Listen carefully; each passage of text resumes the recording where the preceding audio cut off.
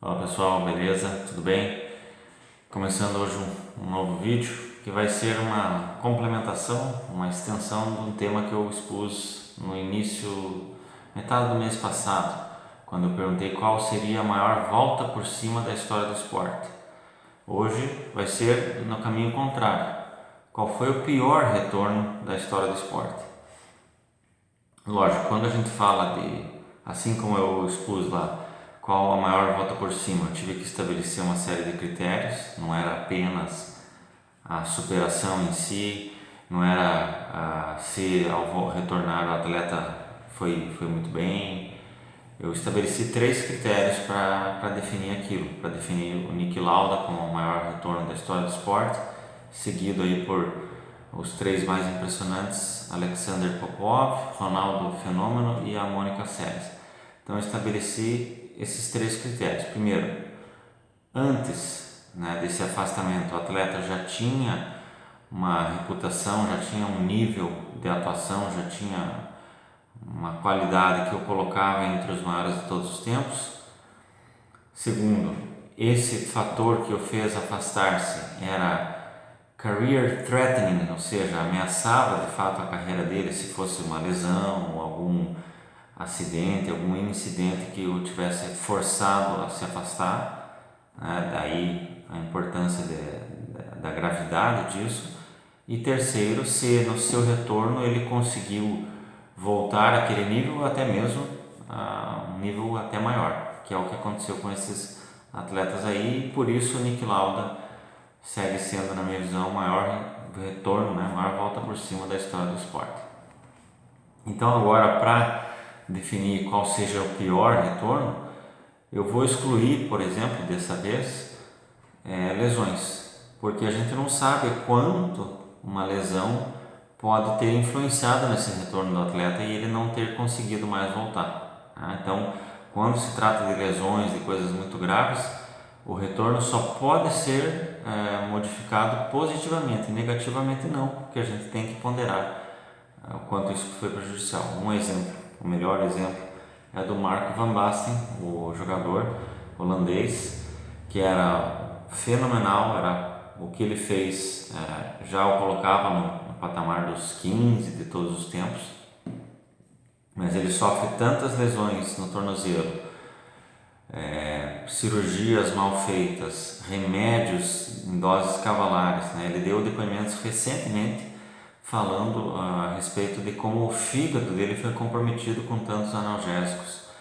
O tornozelo dele, a cartilagem inexiste, então ele tinha dores para caminhar normalmente. Imagine, para poder voltar a atuar. Ele tentou várias vezes retornar, mas não conseguiu. Caso semelhante também do Gabriel Omar Batistuta, outro jogador que chegou perto aí de ter eventualmente ficar aleijado e tudo mais. Então, eu vou colocar os depoimentos do Van Basten e do Gabriel Batistuta na descrição desse vídeo, tá bom? Então, os critérios para estabelecermos seriam: primeiro, mesma coisa, se o atleta já tinha um nível, se ele estava no nível de maior de todos os tempos, ou dos três maiores de todos os tempos pelo menos, na sua modalidade. Segundo, se a saída não foi motivada por lesão, principalmente se foi uma decisão de aposentadoria simples ou eventualmente algum afastamento por questões sociais ou desportivas, doping, prisão, ou aposentadoria mesmo, o atleta decide se aposentar e retorna. E na sequência, quando deste retorno, a expectativa que é gerada, se ele vai conseguir igualar, se ele vai conseguir fazer jus àquela reputação que ele tinha anteriormente. Então, eu vou tratar os casos pegando esse escopo. Primeiro, a qualidade já original dos atletas, e se esse retorno foi uma aposentadoria ou alguma outra questão que não física, e como é a expectativa desse retorno. Pensando nos grandes de todos os tempos, me ocorrem alguns casos da NBA. O George Mikan foi um dos atletas que eu menciono naquele vídeo do Dr. J, que foi um dos que chegou a ao patamar de grande senhor das quadras, né? George Mikan foi o primeiro mito da NBA, foi o primeiro grande jogador a dominar, causou mudanças de regras e tudo mais. Então ele se aposenta no início dos anos 50, 52 ou 53, me foge agora, e retorna 3 anos depois, já com a introdução do shot clock, que é o que nós vamos falar nos outros vídeos da NBA, que é a primeira revolução e talvez a mais importante revolução da história do basquete. O basquete anterior ao shot clock era uma coisa, e após o shot clock ele vai sendo muitas mudanças, obviamente, mas essa mudança eu acho que é o divisor de águas máximo. Então ele acaba retornando e tem um desempenho mediano, um desempenho apenas regular, nada mais do que isso. Esse é um dos retornos que seria considerado bastante ruins, mas eu vou colocar numa categoria daqueles atletas que não souberam entender as suas limitações, assim como ele também, o Bob Cousy, que foi um dos grandes de todos os tempos da NBA também, líder de assistências por 6 temporadas, MVP 2 vezes, MVP do All-Star Game, 6 títulos de NBA em 7 finais. Ele é do primeiro Celtics, logo na sequência vem o Bill Russell, e ele forma uma das maiores parcerias de todos os tempos com o Bill Russell. Juntos eles vencem 5 títulos, portanto um dos títulos do Bob Cousy era anterior até mesmo a chegada do Bill Russell. Quando tem, acho que o primeiro aniversário da NBA, acho que de 20 anos, ele é votado como o melhor de todos os tempos até então. Então é um jogador realmente fenomenal. Ele se aposenta em 63 e retorna em 69, já 6 anos depois. Disputa apenas 7 jogos por perceber de fato que o ritmo dele próprio e do estilo de jogo já eram outros, já dominado pelos big men, o tempo em que Bill Russell, Will Chamberlain e Kareem Abdul-Jabbar tinham recém-estreado, então já era um jogo totalmente diferente e ele decide por bem se retirar logo. Outros 2 casos semelhantes é do Mark Spitz, nadador, fenômeno, um dos maiores de todos os tempos, daria para a gente colocar no final aí, dos 3 de todos os tempos, os 3 maiores, Mark Spitz, Popov e Phelps. Mas o retorno do Spitz eu não sei quanto de sério, quanto a gente pode levar em consideração. Então ele se aposenta ali no metade dos anos 70, com aquelas 7 medalhas em Munique, e faz um retorno em 91, 20 anos, quase 20 anos depois, já muito mais velho, então acaba sendo ridículo o retorno dele, mas 20 anos, 2 décadas é uma coisa totalmente irreal.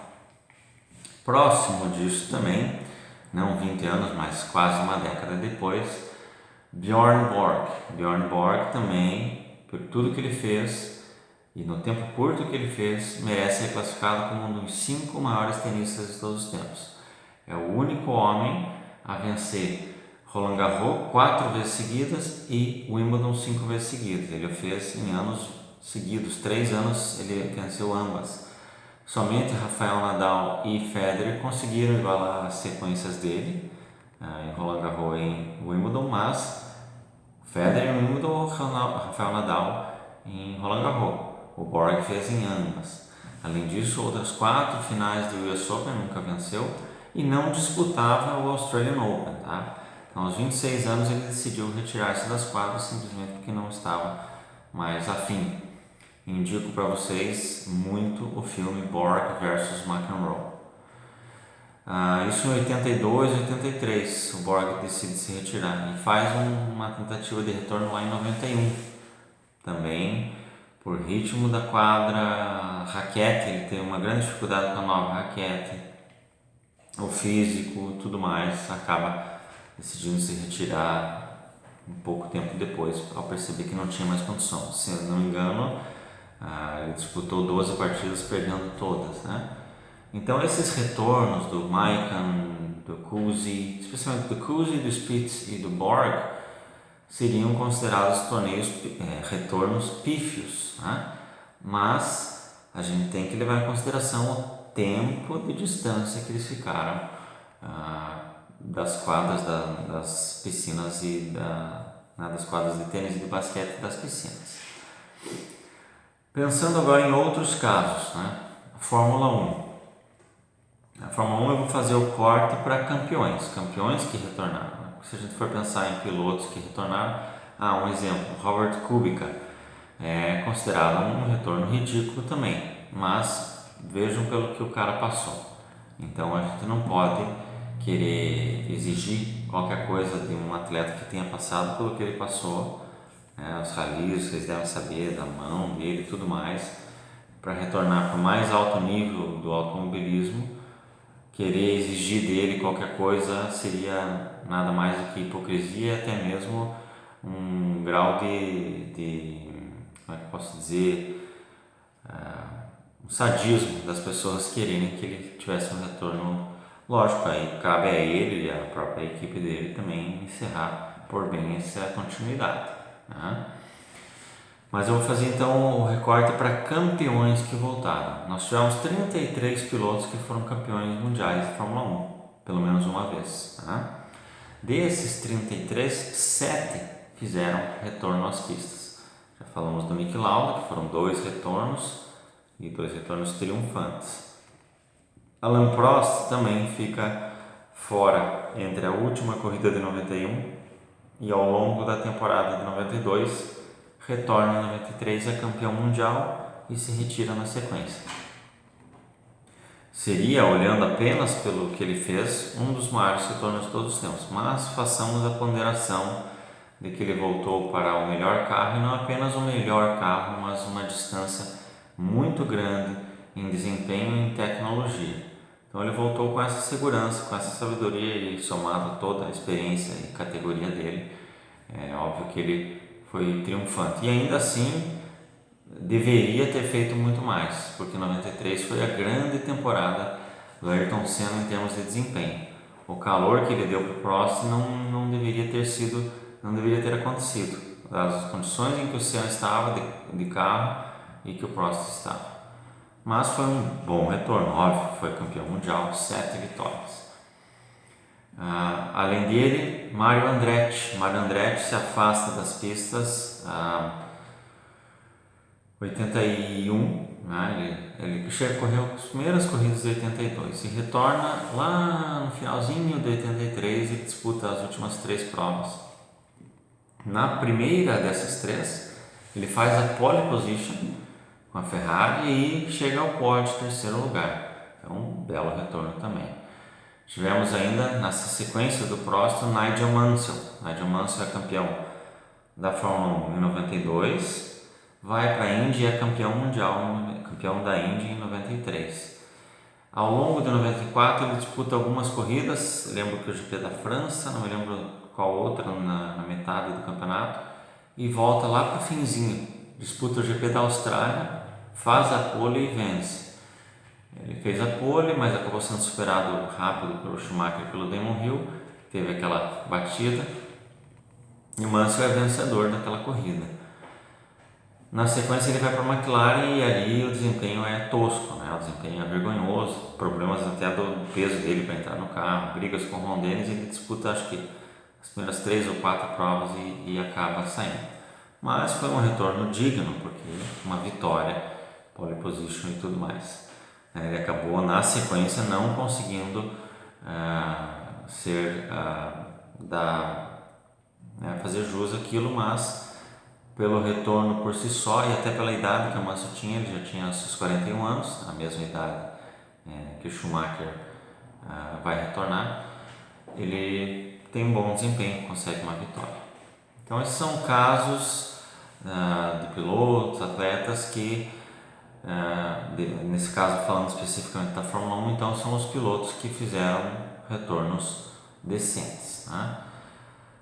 Mas me lembro então de outros 3 que retornaram: o Schumacher, como já dissemos, o Alan Jones e o Kimi Räikkönen. Vou falar primeiro do Alan Jones.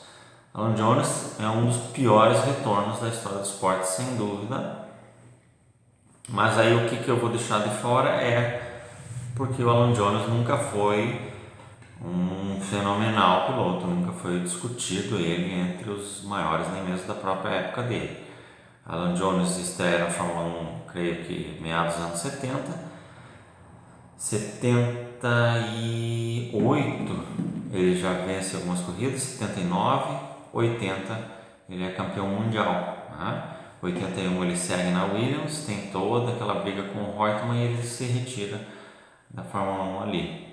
Volta em 85, faz uma ou duas corridas, e em 86 ele volta para correr oficialmente pela equipe Lola Haas. Ridículo, né? Ele corre com o Patrick Tambay, acho que como companheiro dele, teve alguma corrida que foi outro piloto, mas o Patrick Tambay praticamente em todas à frente dele, o Alan Jones sempre largando no final, inclusive a diferença de posição de largada deles, a média é grotesca, né? A diferença. Uma corrida, acho que o Alan Jones chega a ficar entre os 4 melhores, acho que duas corridas ele pontuou, mas sempre com 2 voltas do líder, e por uma série de abandonos ele acaba entrando ali na zona de pontuação.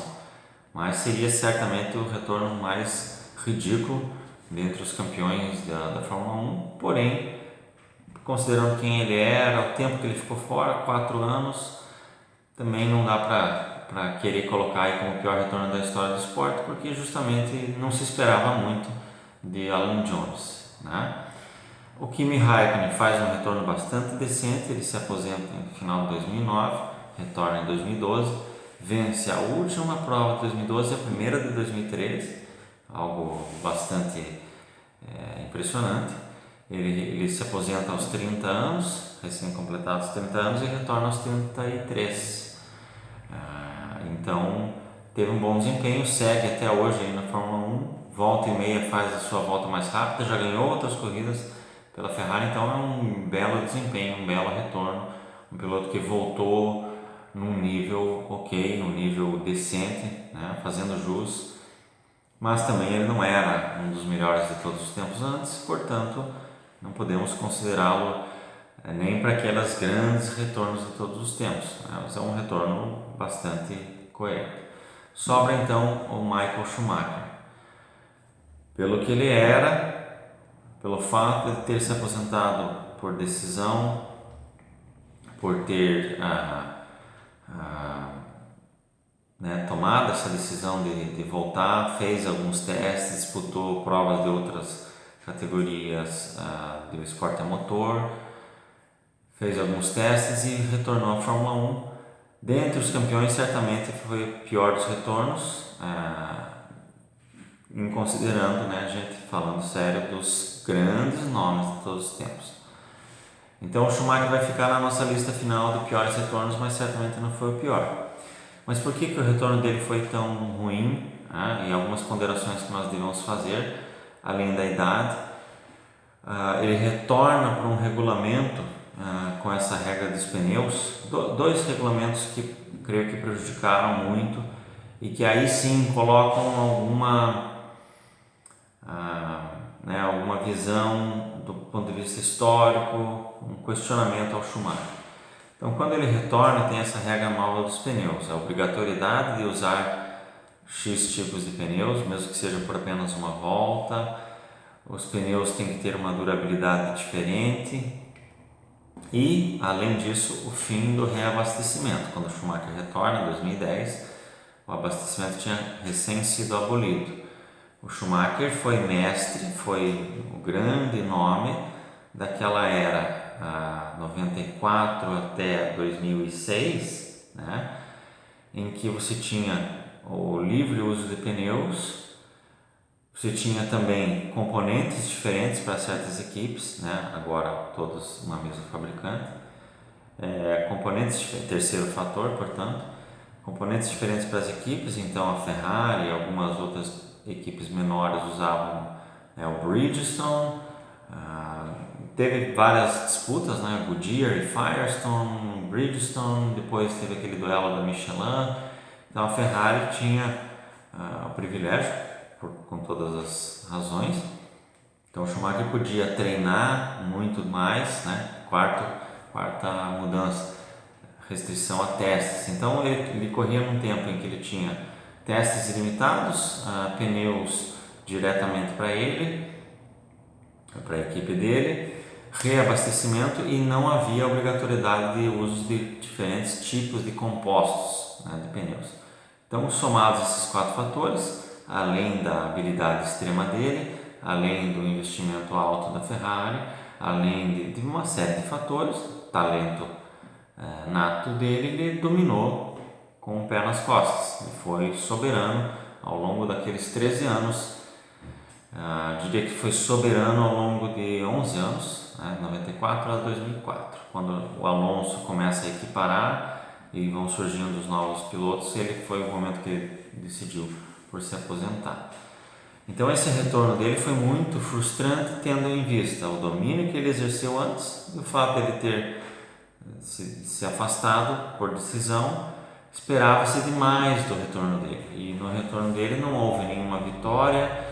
O desempenho dele no comparativo com o Rosberg foi sempre muito abaixo, tanto em pontuação quanto em largadas, e especialmente o último ano dele, 2012, embora ele tenha feito um pódio em Valência e uma pole position que não computa porque ele foi punido, mas uma pole position soberba, né, em Mônaco, ele não teve nenhum grande desempenho fora momentos de corridas. GPs da Bélgica de 2011 e 2012 foram belos desempenhos também, mas desempenhos de recuperação.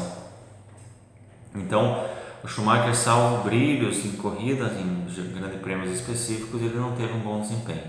Nesse último ano, 2012, inclusive, ficou meio uma imagem ruim no final. Foram muitas batidas, muitos acidentes em que ele estava sendo causador, eventualmente batendo em pilotos que estavam à frente dele, não nada antiético, mas batidas mesmo. Eu lembro de Singapura, você percebe nitidamente que o reflexo dele já estava bastante comprometido.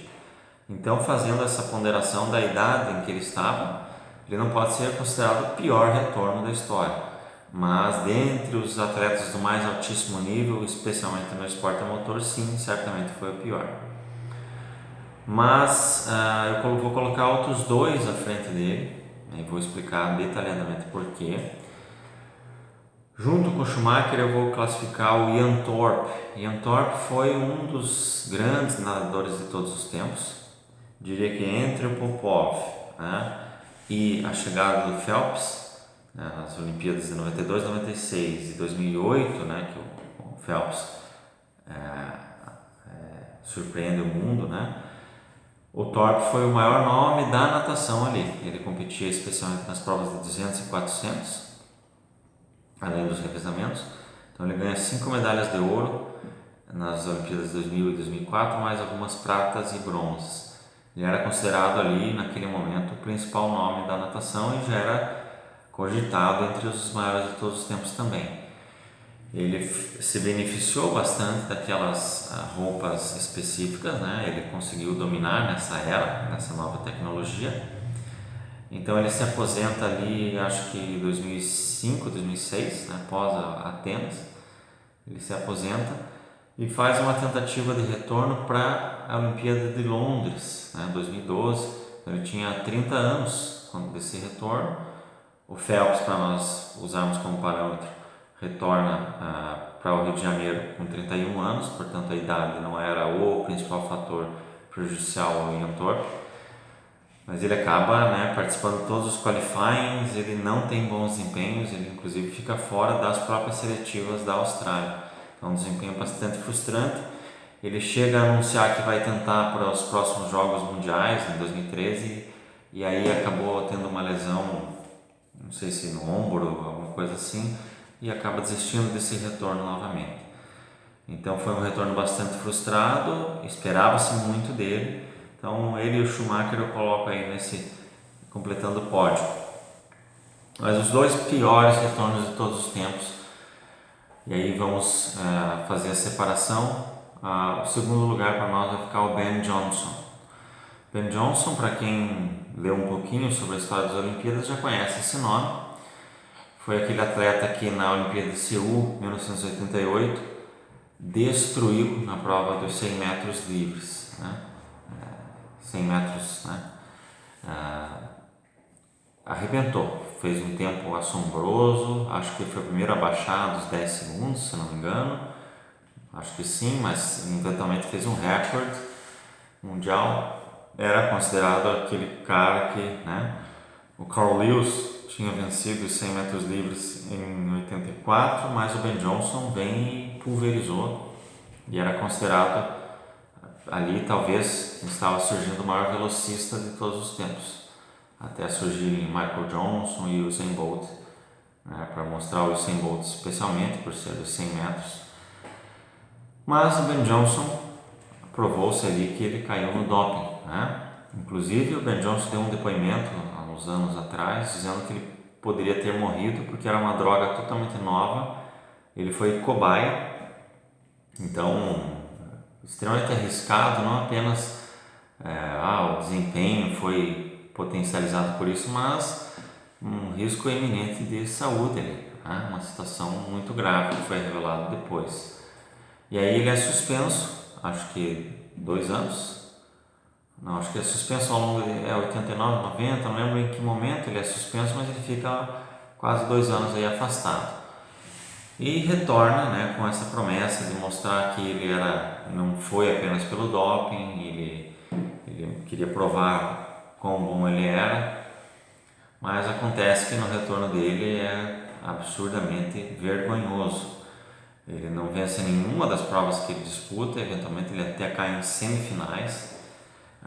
Me lembro, né, da Mundial de 91, né, o atletismo, como vocês viram em outros vídeos, é uma das modalidades que eu já me aprofundei um pouco, tem muito mais para aprender, mas especialmente nessas categorias, nessas provas, é uma das que eu me aprofundei. Inclusive o atletismo brasileiro, vou fazer um vídeo futuramente a esse respeito. Então no Mundial de 91, acho que é Sevilha, ele inclusive tem uma false start, queima a largada, né, e o narrador fala, justamente Ben Johnson, e aí depois, retomado, faz a largada. Acho que era até uma prova de 60 metros. Não sei como é que é feito exatamente, por que foi de 60 metros, mas ele, quando vai competir, acaba ficando para trás ali. Então ele era aquele cara famoso, né? Os atletas vencedores vão abraçá-lo e tudo mais, mas fica notório e tem vários outros momentos em que ele disputa provas e não consegue absolutamente nada, nenhuma vitória, nenhuma classificação importante. Então um retorno realmente vergonhoso, mas não fica então em primeiro lugar para nós porque o doping, né? Então, se considerando que ele não foi um dos melhores de todos os tempos por conta do doping, já tinha essa dúvida, essa desconfiança, então o retorno dele só vem a ratificar que provavelmente ele não fosse tudo aquilo. Então ele não era o melhor de todos os tempos, portanto a expectativa era um pouquinho menor para o seu retorno. Pior retorno da história dos esportes. Vai surpreender a muita gente essa minha escolha, né? Mas se vocês observarem todos esses critérios, eu vou explicar e vai fazer bastante sentido. Antes, já li muitas matérias sobre os piores retornos, falaram-se muito do Allen, né? Assim como eles consideram o Allen o maior, volta por cima da história do esporte, consideram também o pior retorno, o que não faz muito sentido na minha opinião, considerando-se isso. O Allen se aposenta em 79 e retorna logo ano depois, no ano seguinte, ano posterior. Ele faz um retorno bastante frustrado, 2 disputas, 2 derrotas e acaba saindo. Então eu classifico ele mais naquela categoria dos caras que não souberam o momento de parar, não souberam avalizar mudanças desportivas do próprio físico e tudo mais. Por ter sido apenas 2 lutas, eu vou colocar aí como não como o pior de todos os tempos, mas o pior retorno de todos os tempos para mim é também do boxe. Antes, vamos contextualizar isso. Mike Tyson. Mike Tyson surge em meados dos anos 80 até 1990, a luta específica do Buster Douglas, em que ele é 1990, por Buster Douglas que ele é derrotado. Tyson havia disputado 37 lutas, vencido 37 lutas, vencido 33 dessas por nocaute, e desses nocautes, acredito que 29 foram antes da metade da luta e boa parte no primeiro round. Lutas várias em que ele venceu com menos de 1 minuto de disputa.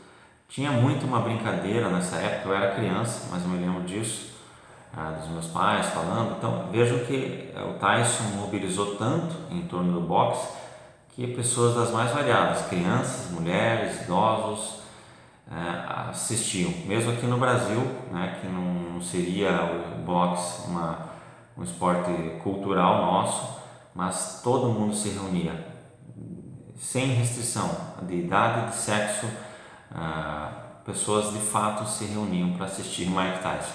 E tinha muito essa brincadeira. A luta estava para começar, estava anunciando, fui no banheiro, fui tomar uma água, fui fazer alguma coisa, quando eu retornei já tinha acabado. Isso de fato aconteceu muitas vezes, é realidade isso. Se vocês pesquisarem o cartel de lutas do Tyson, era desse nível mesmo. Aquela canhota dele, ele entrava com uma fúria para matar mesmo. Então foi o cara que mais impressionou todo mundo, e quando ele tem essa derrota para o Buster Douglas é um choque, mais ou menos como quando o Edwin Moses perde pela primeira vez uma prova dos 400 com barreira, que eu falei nos vídeos, quem é o melhor da história do atletismo. Então uma coisa totalmente inesperada, mas tudo bem, foi episódico. Ele retorna, disputa ainda outras 4 lutas, vence todas, algumas delas também desse mesmo molde. Mas aí, final de 91, Mike Tyson é preso, acusado de estupro, é encarcerado, passa 3 anos na prisão, se converte ao islamismo. Não sei se ele se converteu, mas naquele tempo ele estava praticando o islamismo. E o curioso é que eu já vi também podcasts, debates sobre isso. A forma física que ele volta quando da primeira luta, que eu já vou falar sobre ela, contra Peter McNeely, o físico dele era até mais impressionante do que o físico que ele tinha antes. Antes ele tinha um físico um pouco mais relapso, ele era, não seria gordo, mas ele tinha um físico não bem definido. Quando ele retorna com todos os músculos, o abdômen extremamente definidos, parecia alguém realmente revigorado. E aí chega o dia 19 de agosto de 1995. Eu lembro perfeitamente dessa data por 2 motivos que me marcaram muito. Foi quando nós compramos, meu pai comprou uma televisão, da época, o supra-sumo, aquela televisão que vinha com a opção da telinha menor, quadradinho que a gente chamava, você podia pôr num outro canal ali. Aí, digamos, começou um jogo de futebol, estava vendo um filme, vendo, uma novela, e começou o jogo, trocava a tela. Então até tinha o recurso, nós não pudemos desfrutar, mas tinha o recurso de quem pusesse um headphone, poderia escutar do quadradinho, então poderia acompanhar e a outra pessoa acompanhar na tela maior com o som aberto. Uma revolução completa, uma das coisas mais fantásticas da minha vida em termos de tecnologia foi aquilo, dia 19 de agosto de 95. Então nós fomos de manhã, 10h30, 11 horas, comprar, retornamos, instalamos. O pai falou, não, vamos deixar para ver direitinho à noite na luta do Mike Tyson. À tarde tive um aniversário de um amigo, passei a tarde lá e pensando na televisão e em Mike Tyson, porque a lembrança que eu tinha dele era dessas vitórias arrebatadoras, mas eu tinha 5 anos quando ele foi preso, então eram flashes, era coisa de documentários que eu lembrava. Então, ver o Mike Tyson de fato. E quando ele retorna, Peter McNeely, ele faz mais ou menos a mesma coisa, humilha o cara, detona o cara. Curiosidade, não foi por nocaute. O que aconteceu foi que o técnico dele entrou, de fato invadiu o ringue para parar a luta. Então a luta foi vencida pelo Tyson por desclassificação do Peter McNeely em virtude do técnico ter invadido.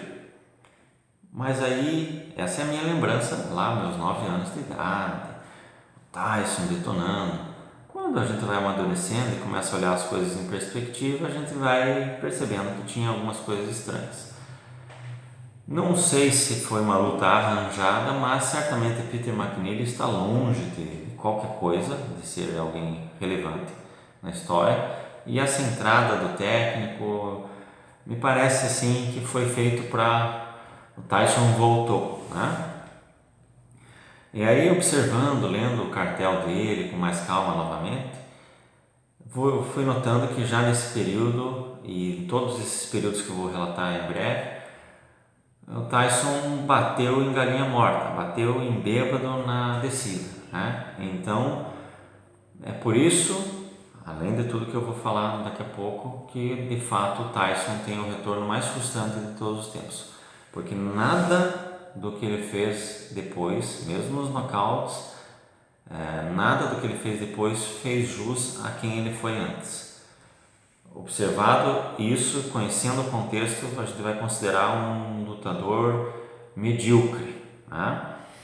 Então ele enfrenta alguns outros lutadores e vem desses medíocres e vem a primeira luta com o Evander Holyfield. Ok, o Holyfield nós temos que considerá-lo, entendê-lo. Recomendo para quem quiser o documentário dele na ESPN. Não sei se é o 30 for 30, mas é um especial do Holyfield. O Holyfield é um tipo de um Cristiano Ronaldo, é um tipo de um Rafael Nadal. Além da parte física, da dedicação extrema na parte física, ele elevou o patamar de fato. Ele também, a exemplo de Cristiano Ronaldo e Rafael Nadal, mirou em algum atleta, o qual era o melhor do mundo, o melhor de todos os tempos, né? E ele tinha que superar aquele cara. Esse cara para o Holyfield é o Tyson. Para o Nadal é o Federer, para o Cristiano Ronaldo é o Messi. Então, nesse sentido, lógico, além disso, estava há mais tempo atuando, não teve esse hiato do Tyson, mas a luta foi totalmente one-sided, né? Acaba, acho que foi por technical knockout, acho que no 11º round, termina a luta, mas o Holyfield dominou de grande maneira o Tyson. Então o Tyson havia surrado aqueles bêbados na descida e daí pegou o primeiro desafio, apanhou. Marca a revanche com o Holyfield para um ano depois. E aí vem o episódio vergonhoso da mordida, né? Coisa das mais cabulosas de todos os tempos. O Soares que dá suas mordidinhas para atrapalhar o adversário, o Tyson morde e arranca um pedaço, uma coisa deplorável, né? Tyson é suspenso, Tyson volta. Lembro também desse outro retorno dele contra o Franz Botha. O Tyson havia dito, inclusive antes da luta, que ia matar o cara, né? E aí, num dado momento, ele nocauteia e a primeira pergunta que ele faz: Did I kill? Né? Então, Tyson voltou de novo. Ele volta já com aquele cortezinho aqui e tal, de novo mais parecido com aquele primeiro no biotipo. E vai, né, novas lutas. Tem uma outra luta contra um cara que eu também não lembro o nome. Também assisti essa luta. Soa o gongo, né? Já soa o gongo, o juiz vai para separar, o juiz chega a pôr o braço e ele dá o soco no cara na sequência, o cara acaba caindo e a luta é terminada por impossibilidade de continuidade do cara. Tyson novamente fica sem mais uma vitória, mais uma atitude grotesca antidesportiva. Então já tinha do Holyfield, já tinha mais essa aí, depois mais umas lutas, ganha uma outra, ganha uma que ele testa positivo para doping, acho que foi até por cannabis. Então vai ficando nisso aí, mas o cara tá com a pegada. Até que vem o dia 8 de junho de 2002, um sábado à noite, Luciano do Vale, voltando tudo aquilo que a gente imaginava. Já era no meio da Copa do Mundo, acho que tinha um jogo, não sei se da seleção, mas um jogo importante no domingo. e essa luta sábado de madrugada, então marcou muito, que foi bem durante a Copa, né, 2002, que era aquela Copa, os jogos de madrugada e tudo mais. Tyson versus Lennox Lewis. Eu nunca vi um lutador de um alto nível, um altíssimo nível como o dele, ser tão humilhado por alguém. Acho que foi, eu até fiquei triste na época, até fiquei com raiva, né, do Lennox Lewis. Eu tinha já meus 15 anos, porque eu gostava do Mike Tyson por todas essas memórias afetivas e tudo mais, e achava que ele era um cara que precisava, né, que estava sendo prejudicado e tudo mais. Mas foi uma das maiores humilhações. Acho que a luta que eu mais me lembro de assistir e ficar assim, fiquei penalizado do Tyson, essa seria a palavra. Eu vou tentar colocar essa luta então ao final para vocês entenderem isso, mas é uma das coisas mais horrorosas que eu já vi. À época, na minha ignorância, eu pensei, não, mas o Lewis parece ser muito mais jovem, melhor, né? Nunca vai ser um Mike Tyson. Sinceramente, pessoal, olhando pelo cartel dos dois e sabendo que o Lennox Lewis é mais velho do que o Tyson, vi também um podcast dele esses tempos, uma entrevista dele num rádio, até para pensar para esse vídeo, assisti novamente, vendo ele falar. Ele disse que quando o Tyson foi preso, ele ficou assim, puta que pariu, né? Ele lamentou porque ele queria em breve já lutar com o Tyson, para ganhar do Tyson e para pegar o cinturão e para fechar. Ele, vou ter que esperar mais quanto tempo? Então o Lennox Lewis é um ano mais velho do que o Mike Tyson, e ele disse que já naquela época ali, metade dos anos 90, ele já pensava em se aposentar. Lennox Lewis enfrentou Holyfield também 2 vezes. Uma foi declarada empate, considerado um dos maiores vexames da história do boxe, no sentido de vergonha mesmo, manipulação. Até hoje isso é discutido. E na segunda luta ele venceu. Ele teve algumas derrotas, óbvio, na carreira, mas se me perguntar, lutador peso pesado, eu vou colocar o Lennox Lewis acima do Tyson. Não sei se eu coloco acima de Ali, de Foreman, mas no frigir dos ovos, sim, Lennox Lewis superior ao Tyson. Mas independente disso, essa luta em específico, a maior humilhação de todos os tempos. Eu vou tentar então colocar o vídeo para vocês na sequência. Não sei se vai dar certo pelo tamanho. Caso não, eu vou colocar na descrição, além da luta completa com o Luciano do Vale. Eu tento colocar os highlights então ao final do vídeo. Pior retorno da história dos esportes, pelo que foi antes, por toda a conjectura do seu retorno, Mike Tyson, sem dúvida. O retorno mais frustrante de todos os tempos na história dos esportes. Valeu, galera, um abraço.